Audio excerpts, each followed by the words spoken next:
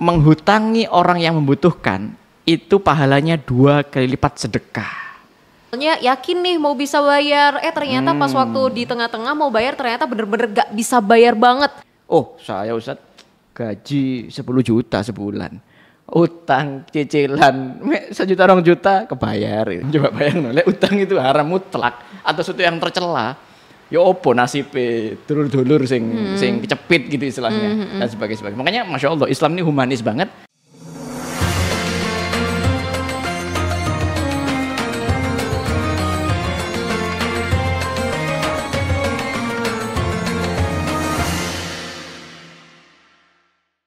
Assalamualaikum warahmatullahi wabarakatuh Sobat Ki, kembali dalam dakwah milenial bersama saya Ajeng Fatma.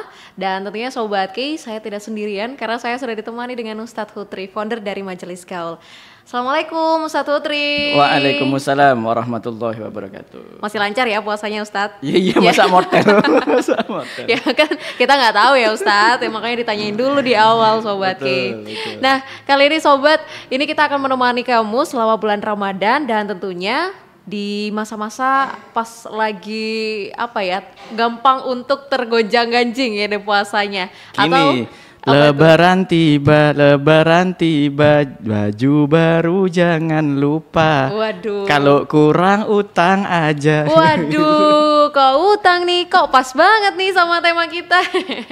Nah, kali ini Sobat Ki kita bakalan ngebahas terkait dengan hutang piutang. Bagaimana sebenarnya Islam ini memandang hutang piutang. Kita bakalan ngulik lebih dalam bersama dengan Ustadz Hutri. Ustadz, boleh dijelasin dong Ustadz, gimana sebenarnya Islam ini memandang hutang piutang Ustadz? Oke, saya pengen nyindir Sobat Ki dulu nih ya. Sebelum saya jelasin. Postingan gaya, wes ya. OOTD, outfit of the day ya. Gaya postingan set. Terus kemudian follower banyak, likers banyak, pakaian udah eye catching banget dan sebagainya. Tapi ngutang yang bener aja, rugi dong. Bener aja. Jadi tapi gini, kita tetap harus mendudukkannya secara ilmu ya. Kita mendudukkannya secara ilmu. Karena apapun dengan ilmu itu akan pas, akan pas. Terkait dengan utang atau wa'ad di dalam Islam, ini hukumnya secara normatif itu adalah mubah alias boleh. Ini dicontohkan bahkan oleh Rasulullah SAW yang mana beliau itu menyengaja diri punya hutang. Bayangkan Rasulullah itu menyengaja diri punya hutang. Padahal beliau sebenarnya bukan dari kalangan yang minus-minus banget gitu, enggak. Iya. Cuman memang beliau karena punya visi besar, kadang perlu modal besar. Contoh nih untuk perang Badar.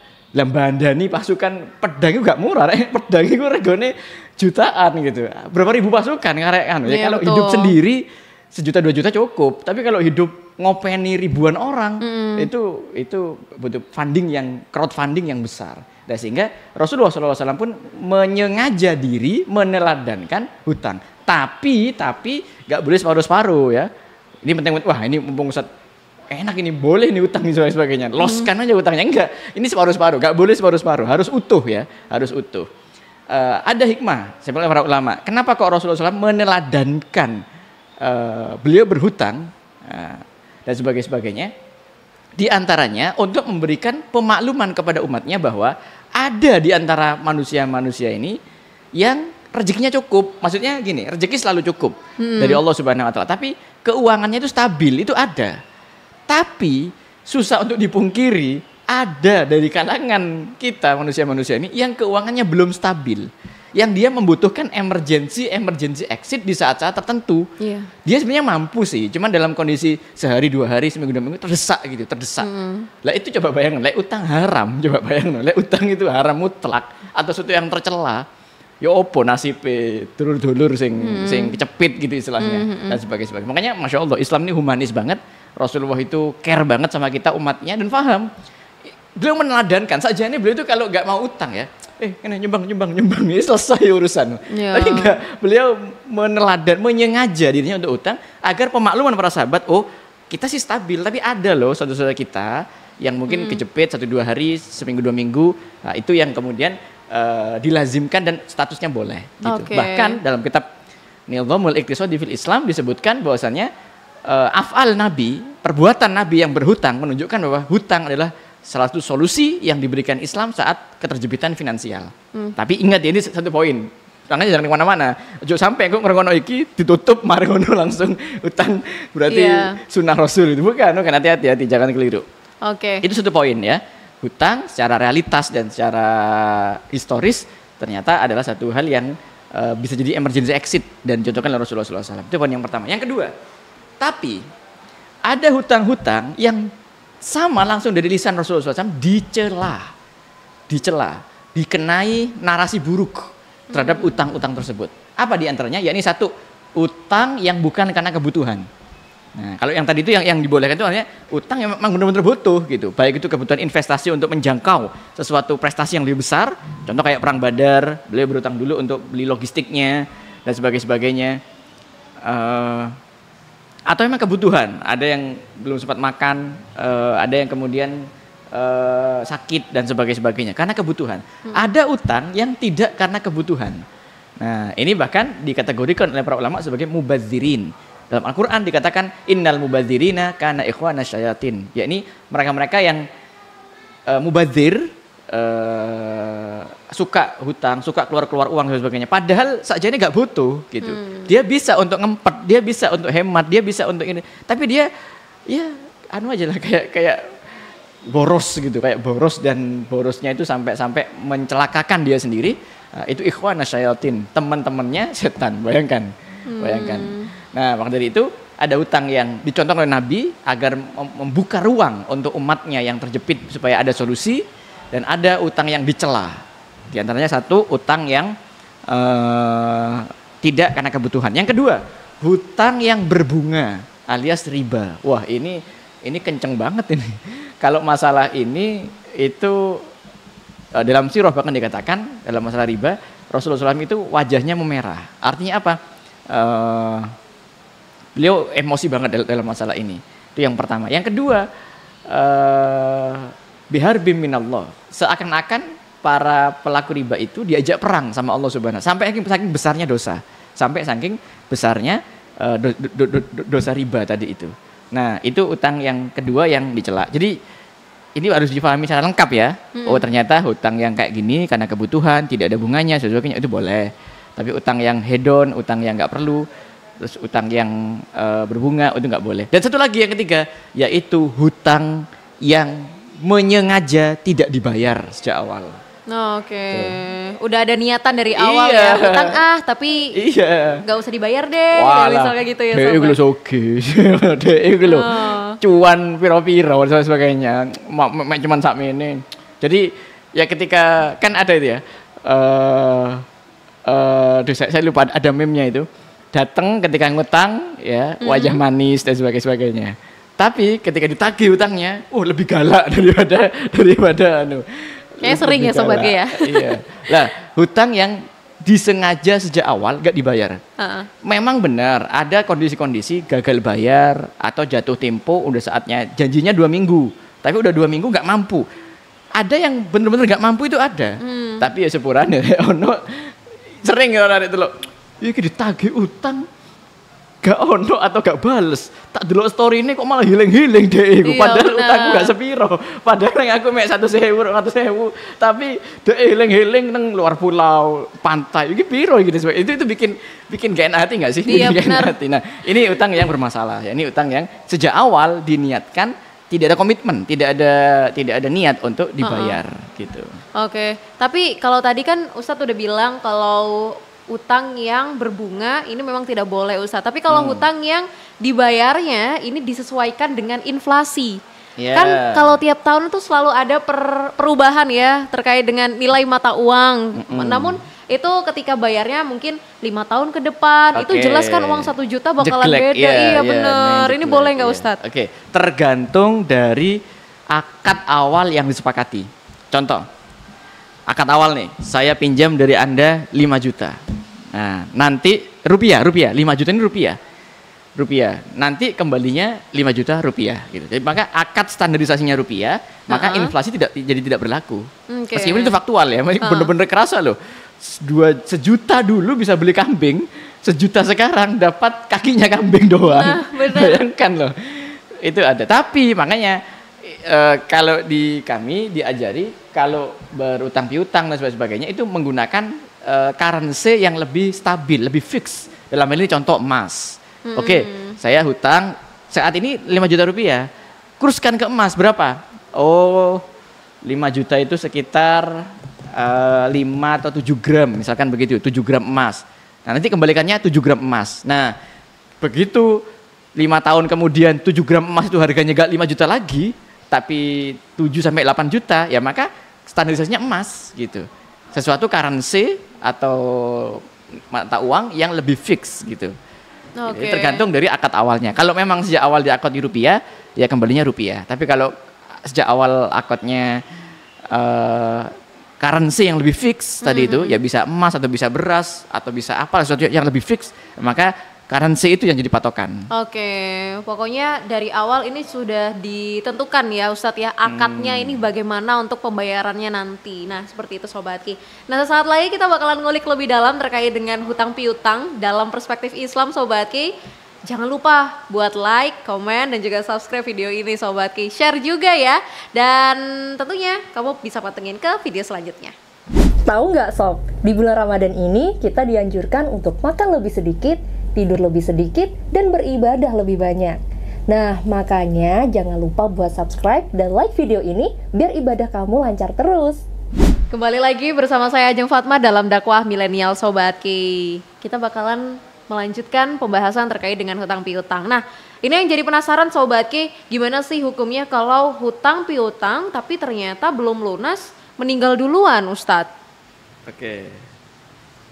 Jumhur ulama berpendapat terkait dengan hutang yang tidak terbayar karena meninggal, ini spesifik ya, unsurnya meninggal, bukan karena nggak mampu atau bukan karena hilang dan sebagainya.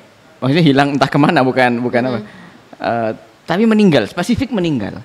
Nah, dalam Islam udah qat'i itu jelas, yakni diwariskan kepada ahli warisnya. Gitu. Ridho ataupun tidak, tapi status hukumnya itu jatuh kepada ahli warisnya.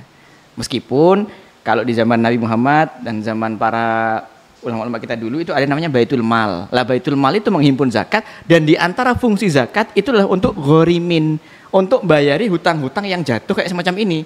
Kan gini, ada orang tua hutang 50 juta misalkan, terus meninggal. Lah terus si anak juga dalam kondisi nggak tahu, dalam kondisi nggak mampu, dalam kondisi nggak punya uang, tiba-tiba ketiban hutang 50 juta, gimana tuh? Nah, secara legal formal, de jure, tetap jatuhnya kepada anaknya, ahli waris. Nah, cuman ya ada solusi berupa baitul mal, zakat itu nanti diantaranya peruntukannya adalah untuk ghorimin. Di antara 8 asnaf itu adalah untuk orang-orang yang berhutang. Nah, orang-orang yang kaget, nggak mampu kejatuhan hutang dari orang tuanya dan sebagainya ini, nah, itu punya hak untuk dibantu lewat harta zakat. Gitu.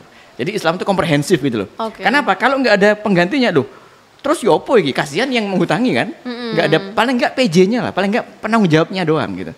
Meskipun dia nggak mampu, iya nggak mampu kita tahu, tapi paling nggak awakmu bertanggung jawab di situ. Ada nama yang kepegang dulu satu. Nah, tapi nggak dibiarin begitu aja. Ada baitul mal yang diantaranya subsidi zakat itu 8 asnaf, diantaranya lah untuk yang orang yang berhutang dan gagal bayar yang semacam ini. Gitu. Jadi komprehensif. Gimana pasti bakalan jatuhnya ke ahli waris ya Sobat Ki ya. Betul, nah tadi juga sudah dijelasin oleh. Dan gini, itu gak bisa gak ridho loh ya. Ahli waris gak bisa gak ridho. Kok bisa? Kok tiba-tiba enggak? Saya nggak mau, yang bener aja gitu. Rugi dong. Nggak ada istilah kayak gitu. Tetap jatuhnya ke ahli waris. Kalau Anda nggak mampu, katakan aja saya belum mampu dan sebagainya. Ada baitul mal, ada lembaga zakat, ajukan permohonan ghorimin, yakni orang yang berhutang gitu. Kalau itu kan kasusnya untuk ahli waris yang entah nggak mampu dan lain sebagainya. Tapi Ustadz kalau terkait dengan hutang, awalnya yakin nih mau bisa bayar, ternyata pas waktu di tengah-tengah mau bayar ternyata bener-bener nggak bisa bayar banget, nggak sanggup banget. Nah ini gimana Ustadz? Itu dari sudut pandang mana tuh? Yang berhutang atau yang menghutangi? Yang berhutang. Bagi yang berhutang dan Anda mengalami gagal bayar di jatuh tempo yang dijanjikan, satu, nggak usah malu, nggak usah gengsi, nggak usah takut, sampaikan apa adanya kepada pihak yang menghutangi Anda. Sampaikan apa adanya. Kayak itu lebih gentle, itu lebih kesatria dan itu lebih trusted daripada Anda kabur, daripada Anda nggak ada kabar. Iya apa enggak? Iya betul. Jadi mending ngomong, oh saya benar-benar nggak ada dan sebagainya. Itu yang pertama. Yang kedua, bikin akad waktu yang baru. Jadi kan awalnya 2 minggu nih. Oke. 2 minggu nggak mampu nih. Udah terang-terangan, udah jujur, udah ngomong, udah saya nggak mampu nih. Ya apalagi nggak ada nih. Nah setelah itu bikin akad jangka waktu baru, perbarui waktunya. Oke. Gak mampu, kalau gitu berapa hari lagi? Ya udah 5 hari lagi, Bismillah, 5 hari lagi, seret, perbaru. Ada jangka waktunya gitu. Masalahnya gini, kalau imam-imam mazhab di fikih, di kitab-kitab fikih, hutang piutang itu harus rapi, detail, jelas. Akadnya itu harus clear, temponya, jangka waktunya, terus harus bilisan bahkan, harus dijelaskan benar-benar jelas. Kalau masyarakat kita kan enggak kadang, gampang nih. Go on. Kapan yang engko lah. Itu kan engko itu kapan? Iya betul. Berapa hari gitu. Engko itu juga salahnya pihak yang menghutangi kalau enggak ada tenggat waktu, enggak ada tempo waktu. Engko lek kesuwen grundel. Maksudnya ngerasani yang opo kesuwen lho. Awakmu ngomong engko ae. Makanya kalau dalam kitab-kitab fikih itu harus jelas. Hutangnya berapa, akad pembayarannya pakai apa, dan jangka waktunya berapa lama. Ketika tidak mampu, sampaikan tidak mampu dan minta pembaruan akad terkait dengan waktunya itu. Gitu. Sebenarnya enak kalau sama-sama berbasis ilmu, sama-sama paham, itu hutang-hutang itu enak rasanya. Saya juga menjumpai, meskipun kalau saya pribadi termasuk orang yang menjaga diri dari hutang, tapi teman-teman saya, bahkan para ulama, beberapa yang punya proyek-proyek besar ya, baik di proyek pondok pesantrennya atau apa dan sebagainya, ketika terjadi transaksi hutang piutang itu kayak enak gitu. Enaknya itu berarti gini, berbasis ilmu gitu. Berbasis ilmu, nominalnya jelas, akad pengembaliannya jelas, waktunya jelas, kalaupun cicilannya jelas, dan kalaupun terjadi kraut atau apa di tengah-tengah itu apa ya? Kesepahaman, keridhaan, berbasis ilmu sama-sama ada gitu. Gitu. Kalau berbasis ilmu enak. Nah, masalahnya adalah salah satu atau dua-duanya dari pihak yang menghutangi atau yang berhutang ini kadang rodok kardi, karena dewe gitu. Rodok kardi. Loh, kamu ngomong 2 minggu, pokoknya 2 minggu. Loh, tapi gak ono gitu. Gak ngerti, pokoknya gak ono gitu. Wah, itu repot kalau salah satu tidak memahami basic keilmuannya gitu. Baik. Nah, ini juga udah menjelang lebaran ya Sobat Ki ya. Pasti sering banget gak sih kayak agak riweuh mau beli ini, beli itu, nyiapin jajan atau bahkan mau beli baju Sobat Ki. Kan sering nih Ustadz kayak beli baju deh pokoknya pas waktu lebaran ini semuanya baru deh. Tapi bayarnya belakang. Atau bahkan pas waktu bukber, ini kan juga masih adalah sisa-sisa bukber bagi orang yang belum pulang kampung. Iya benar. Ini kalau pas waktu janjian bukber, ya udahlah bayar dulu, nanti kita bayarnya belakangan nanti, gitu. Ikut dulu yang penting. Iya benar. Nah itu kayak gimana Ustadz? Kok pas kadung ikut, mangannya akeh, bil tagihannya besar, gerundel lagi, gerundel di belakang. Orang kita kayak gitulah, orang kita itu ya gak jelas. Kalau coba contohnya deh, di kita itu ada yang sudah go publik ya, go publik itu Basmalah, toko Basmalah. Ini inspirasi positif ya, boleh disebutin. Toko Basmalah Sidogiri. Itu akadnya itu selalu saya jual ya, saya beli. Saya hutangkan ya saya berhutang. Jelas, diperjelas. Nah, sementara orang-orang pada umumnya itu kayak nggak jelas, tapi kalau nggak dipenuhi, yang gerundel juga. Gitu. Itu nggak enak. Nah, apalagi ini menjelang Lebaran, godaan untuk tampil bagus, tampil baru, barang-barang yang membuat prestis dan gengsi lebih naik. Nah, itu udah promo di mana-mana itu, baik yang lewat offline maupun lewat online, udah pada bertebaran. Plus ditambah pembayarannya dipermudah, dan itu menstimulan, merangsang adrenalin belanja, terutama emak-emak. Kalau bapak-bapak enggak jauh beda. Enggak jauh beda. Sama aja sebenarnya Sobat Ki ya. Jadi sajane dia enggak begitu butuh sebenarnya. Tapi kemarin ini kabeh royo nih. Klambi kok wis koyo lawas kabeh. Terus dia ada dompet, kok duit ono sih, tapi pas-pasan. terus lihat lagi promonya, kok bayarnya bisa dicicil nih. Nah, udah mulai kan. Yang ide-ide sebelumnya kreatifnya udah mulai berjalan, Ustadz. Itu yang pasti ide kreatif dari sales manajernya produk itu ya. Jadi creating needs itu dapat tuh. Creating needs dari pihak penjual itu ya biasa teknik marketing ya, teknik marketing. Itu dapat creating needs. Kita para orang yang dijadikan objek belanja, bukan subjek loh ya. Subjeknya pelaku, para usaha-usaha, para pabrik, para penjual itu. Kita sebagai objek itu nggak nyadar bahwa sebenarnya kita nggak butuh-butuh amat, tapi karena promo yang menggiurkan dan karena pembayaran yang dipermudah, kita menjadi seakan-akan butuh gitu. Nah, disinilah filter jiwa kita untuk semakin sadar. Makanya kemudian dikatakan laisal aid liman labisal jadid. Bukanlah hari raya itu kepada mereka yang bajunya baru, bukan. Walakinnal aid ta'atuhu tazid. Tapi hari raya itu adalah bagi mereka yang ketaatannya bertambah gitu. Oke. Nah, tapi kalau pas waktu bulan Ramadan kali ini ya Sobat Ki ya, ini sering banget nggak sih kayak ada yang hutang tapi ditagih tapi nggak mau bayar-bayar Ustadz. Nah ini sebenarnya kalau dalam caranya Islam harusnya gimana nih kita Ustadz? Kalau gitu ini perspektif kepada yang menghutangi. Tadi kan perspektif kepada yang berhutang. Sekarang perspektif kepada yang menghutangi. Ketika kita menghutangi teman, kenalan, keluarga dan sebagainya dan ternyata agak sulit atau terjadi gagal bayar atau jatuh tempo dan sebagainya. Satu gini, niatan Anda dalam menghutangi itu sejak awal harus dipasang yang advantage sekalian, yang bonafit sekalian. Apa maksudnya? Niat ukhrawi, niat akhirat. Woi, percaya nggak? Rasulullah SAW itu pernah bersabda, menghutangi orang yang membutuhkan itu pahalanya 2 kali lipat sedekah. Bayangkan, sedekah berpahala banyak. Menghutangi itu pahalanya double, 2 kali lipat dari sedekah.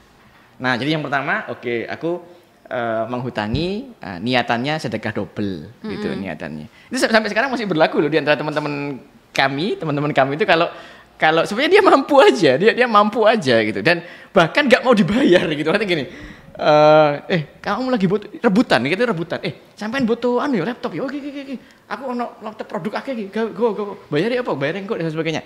Nah, yang berikutnya ini mau bayar, aku sono duit iki, kau yang bayar. Ojo. Kan laptopnya digawe kebaikan mbakmu, ya gawe nih sih. Lu iki duit kamu gue bayar enggak? Aku pengen ngambil pahala sedekah double tadi itu. Kurang ajar, kan pinter ngambil investasi pahala ya. Karena hutang itu adalah sedekah double. Kalau niatnya benar, sejak awal diniatkan, saya nggak ingin mencekik orang, saya ingin nolong orang, saya ingin memudahkan orang keluar dari kesempitannya. Itu yang pertama. Yang kedua, dengan niatan yang benar tadi, Anda akan kalau memang ada sudah dikembalikan, alhamdulillah. Kalau memang nggak ada dan saya dalam keadaan yang masih punya, kasih kelonggaran, bikin akad baru, gitu. Nah, kalau memang sama-sama lagi sempit nih, yang dihutangi nggak ada, yang menghutangi juga pas lagi sempit, sehingga satu-satunya cageranku ini hutang kepada yang bersangkutan itu dan sebagainya. Nah, itu bisa dibicarakan dengan solusi sita barang, tapi sita barang yang nilainya itu setara, tidak ada tambahan. Contoh, sebenarnya bukan disita barang ya, istilahnya itu kurang tepat. Yang tepat itu misal gini, utang 1 juta. Nah, ya apa bro, aku lagi butuh banget nih bro. Kalau longgar kan, ya udahlah, kalau longgar bikin akad baru aja, diperpanjang waktunya sebulan 2 bulan gitu. Tapi kalau memang sama-sama butuh, utang 1 juta, nah maka kita cek barang dari orang yang berhutang ini yang senilai 1 juta, apa kira-kira? TV atau mungkin kamera atau apa yang 1 juta dibantu dijualkan, habis itu jualkan, yang kita ambil benar-benar murni 1 juta. Kalau ada kelebihannya di pembelian penjualan barang ini, ya kembalikan kepada orangnya itu. Dan sebagainya. Gitu. Sobat Ki. Nah, banyak banget ya ternyata hal-hal baru yang kita ketahui dalam dakwah milenial kali ini Sobat Ki. Nah, kamu penasaran kan kelanjutannya kayak gimana Sobat? Makanya jangan lupa buat pantengin terus. Kamu juga bisa streaming di 102,9 FM atau kamu juga bisa untuk klik di YouTube channel @KRadio_Jember. Masih bersama saya Ajeng Fatma dalam dakwah milenial. Sebelum lanjut nonton video ini, Raffi ingetin lagi nih, jadikan video ini menjadi titik balik dalam hidupmu. Subscribe dan like video ini agar semua bisa dapat merasakan manfaatnya. Masih bersama dakwah milenial Sobat Ki, bersama saya Ajeng Fatma dan juga Ustadz Hutri. Nah, kali ini kita udah ngomongin terkait dengan hutang piutang. Nah, sebenarnya kalau kita hidup tanpa hutang piutang, hikmahnya apa sih Ustadz? Pengen tahu gitu. Oke, catat ya. Hikmah hidup tanpa hutang. Free debt, bukan hikmah berhutang. Iya, bukan bukan ya Sobat Ki. Tapi hikmah hidup tanpa hutang. Tadi yang sempat kita sampaikan di awal bahwa ketika Rasulullah SAW menyengaja untuk berhutang, itu tidak lain dan tidak bukan sebagai bentuk kasih sayang beliau untuk umatnya yang mengalami kesusahan finansial dalam keadaan terjepit dan sebagainya. Nah, tapi kita sebagai umatnya nih, paling enggak kita itu punya cita-cita atau paling enggak kita punya harapan untuk stabil dalam hal finansial gitu. Gak harus kaya-kaya amat sih, paling enggak ya free debt lah, bebas dari hutang dan sebagainya. Ada banyak hikmah. Nomor 1, hidup jadi lebih longgar. Longgar itu maksudnya tidak ada tuntutan, tidak ada peringatan, harus sekian dan sebagainya. Kenapa? Karena kadang kebutuhan yang bergulir dalam kehidupan kita itu kadang banyak tidak terduganya. Oh, saya Ustadz gaji 10 juta sebulan. Utang cicilan 1 juta 2 juta kebayar. Iya saat itu. Saat Anda ngomong itu Anda bisa mampu. Tapi ketika bulan depan falyaudzubillah, mungkin ada musibah, ada sakit, ada bencana, ada apa dan sebagainya, enggak ada yang tahu. Enggak ada yang tahu. Nah, sehingga hidup yang bebas dalam arti tidak tertekan, tanpa tekanan adalah hidup tanpa hutang. Itu yang pertama. Yang kedua, kita lebih punya haibah. Haibah itu kayak wibawa gitu kepada banyak orang. Orang kalau punya utang itu kayak yang kon ngomong apa kon ngomong apa kon lu diutang nang aku dan sebagainya gitu. Jadi kayak wibawanya itu jatuh gitu. Nah, poin nomor 2, orang yang tidak punya utang itu relatif lebih gagah, lebih haibah. Dia punya kewibawaan dan dia tidak tersandra, istilahnya begitu. Dia tidak tersandra oleh utang budi atau orang yang menghutangi dan sebagainya gitu. Jadi ada berapa banyak hikmah kalau kita tidak berhutang. Maka meskipun tadi ya kita spill di awal itu dibolehkan, bahkan dicontoh oleh Rasulullah SAW, kita sebagai umatnya harus punya cita-cita, bukan sebagai penghutang gitu. Kalau perlu kita yang menghutangi nggak apa-apa gitu. Itu cita-cita itu seperti itu loh. Jangan ambil namanya cita-cita kan boleh ya. Iya. Perkara realita itu nanti lah. Realita itu nanti. Cita-cita itu yang tinggi gitu loh. Perkara realitanya kita itu jatuh di bawah. Sekarang sabar. Tapi kalau cita-cita aja kita gak berani tinggi-tinggi, apa yang terjadi? Innallaha la yughayyiru ma biqaumin hatta yughayyiru ma bi anfusihim. Allah tidak akan merubah nasib suatu kaum kalau kaum tersebut tidak merubah apa-apa yang dalam dirinya. Nah, di antaranya adalah cita-citanya. Gitu. Jadi paling enggak kita punya cita-cita.